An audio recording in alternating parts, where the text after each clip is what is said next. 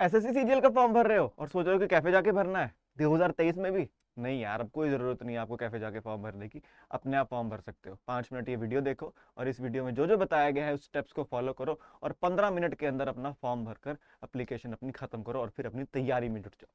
क्योंकि अक्सर बच्चे जाते हैं कैफे में, है ना, साइबर कैफे में, फिर रजिस्ट्रेशन नंबर भूल जाते हैं, कैफे वाला नाम गलत लिख देता है, स्टेट गलत लिख देता है, तो वो गलतियां नहीं करेंगे, है ना।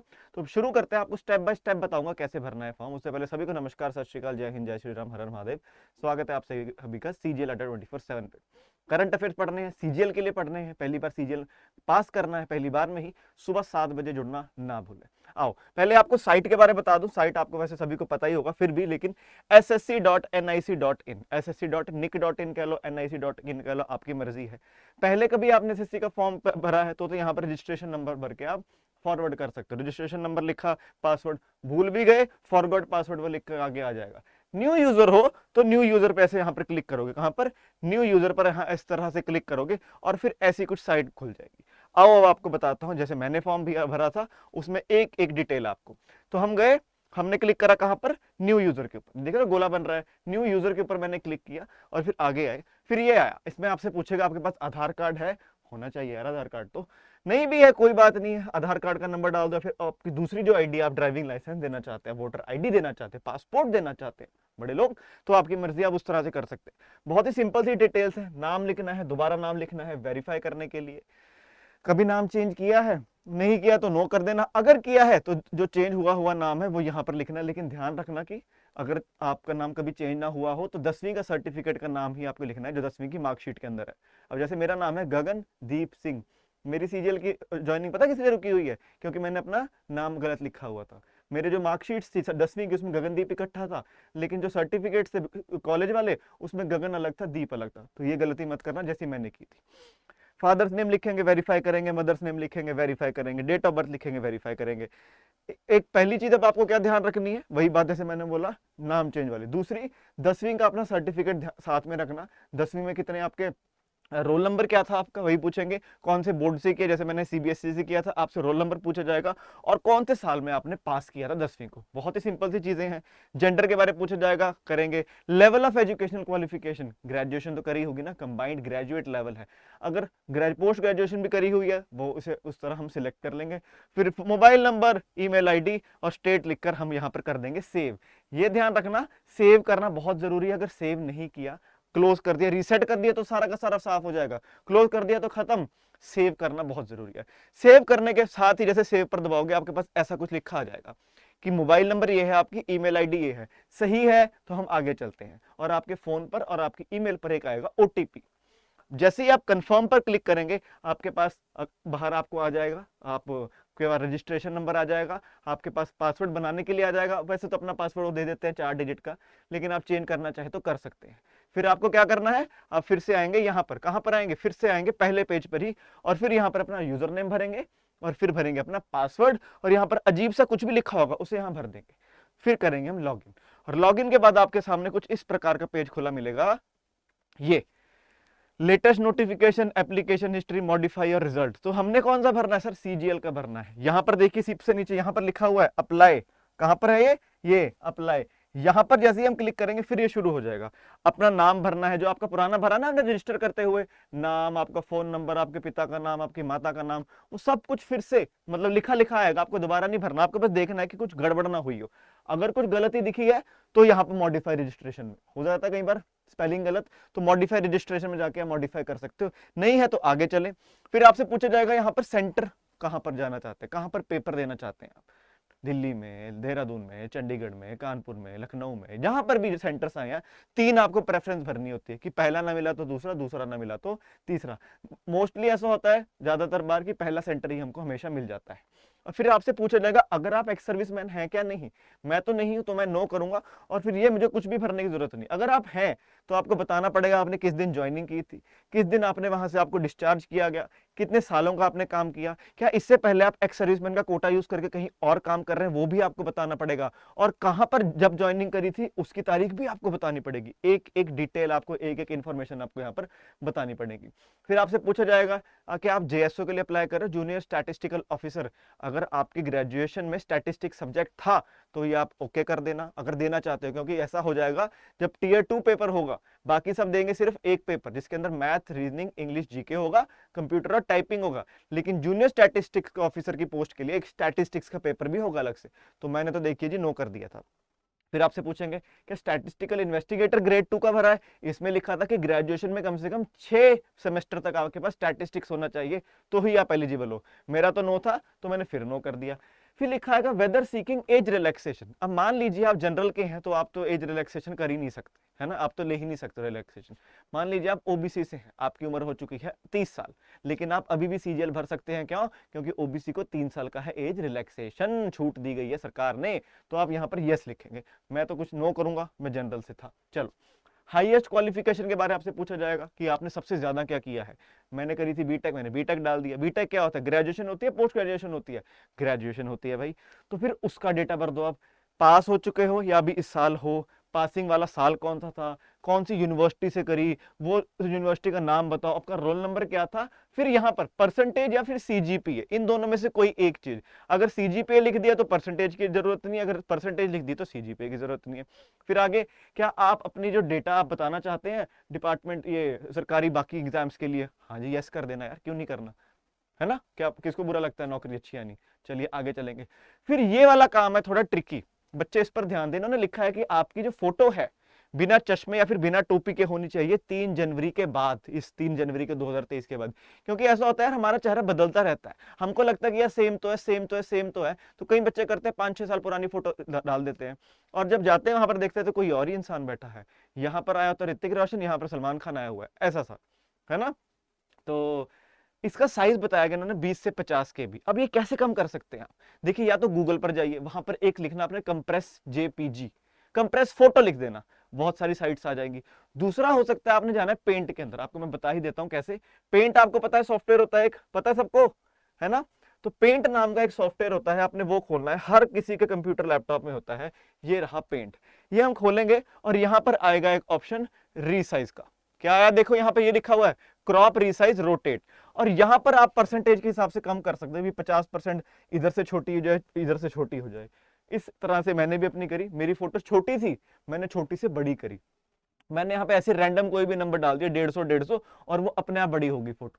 तो आपको वैसे कितना चाहिए? आपको आपको कितना चाहिए? देखिए हम बात करते हैं, हमको कितना चाहिए।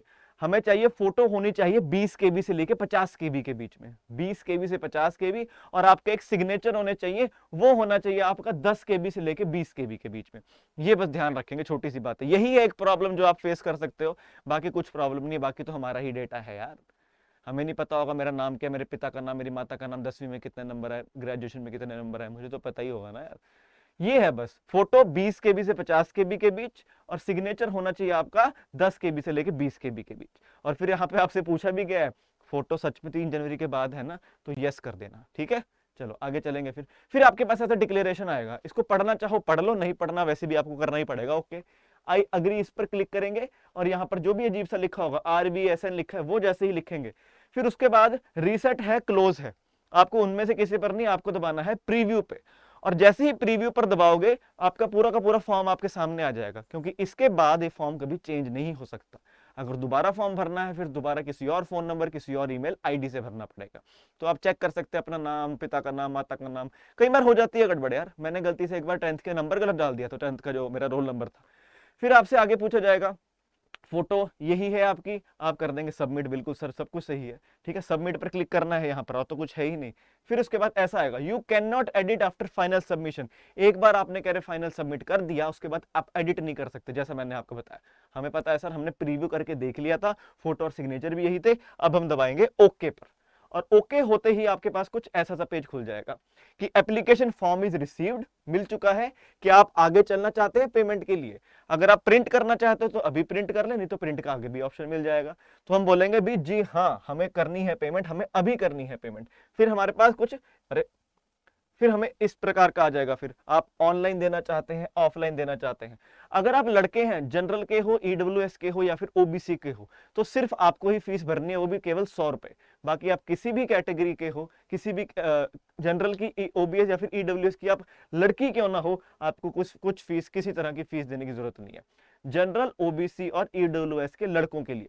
फिर आपकी मर्जी, आप ऑनलाइन देना चाहो, ऑफलाइन देना चाहो, सबमिट पर दबाएंगे। मैंने ऑनलाइन दी थी, आपकी मर्जी है, आप यूपीआई से दे सकते हैं, डेबिट कार्ड से दे सकते हैं, नेट बैंकिंग दे सकते हैं, चॉइस इज योर। बस ध्यान देना, इस वीडियो को कम से कम 2 बार देख लेना एक बार, उसके बाद आप जब पेमेंट हो जाएगी आपको यहां पर आएगा your transaction status is success, ये हो चुका है।